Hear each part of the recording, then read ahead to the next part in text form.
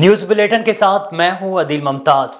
خبروں کا باقاعدہ آغاز کریں۔ آپ کو بتائیں کہ پاکستان تحریک انصاف کے چیئرمین اور سابق وزیر اعظم عمران خان نے کہا ہے کہ چیف جسٹس صاحب آپ کو 4 چیزیں دیکھنا پڑیں گی۔ FIR اعظم سواتی ارشد شریف کے ساتھ جو کچھ ہوا اس پر انصاف ضروری ہے۔ ارشد شریف کی جو تصویر دکھائی وہ کس طرح ان کے پاس آئی، مجھے سیاست چمکانے کی ضرورت نہیں ہے، یہ ملک کا مسئلہ ہے۔ قوم چیف جسٹس کی طرف دیکھ رہی ہے۔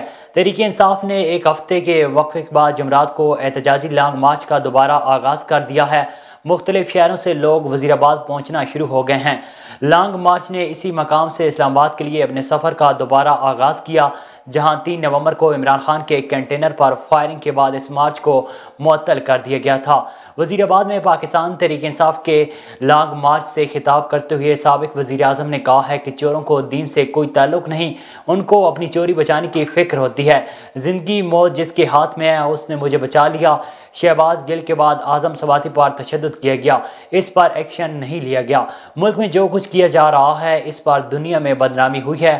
اعظم سواتی نے بتایا کہ ویڈیو بنا کر بیوی کو بھیجی گئی، دیکھنا ہوگا کہ ہمارے ملک کا نظام کب تحفظ دے گا۔ ارشد شریف قتل کیس سے متعلق اہم انکشافات سامنے آ گئے۔ جس گاڑی کو چوری شدہ قرار دے کر ارشد شریف پر گولی چلائی گئی وہ حملے سے پہلے مل چکی تھی۔ فیکٹ فوکس اور وائس آف امریکہ کی مشترکہ رپورٹ جاری کر دی گئی۔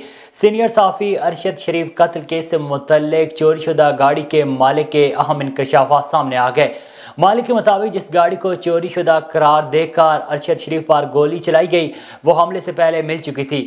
ارشد شریف کی گاڑی پر گولی نیروبی سے 100 کلومیٹر سے بھی زیادہ دور مقام پر چلائی گئی۔ ارشد شریف قتل سے کیس سے متعلق تحقیقاتی صحافت کے ادارے فیکٹ فوکس اور وائس آف امریکہ نے مشترکہ رپورٹ جاری کر دی۔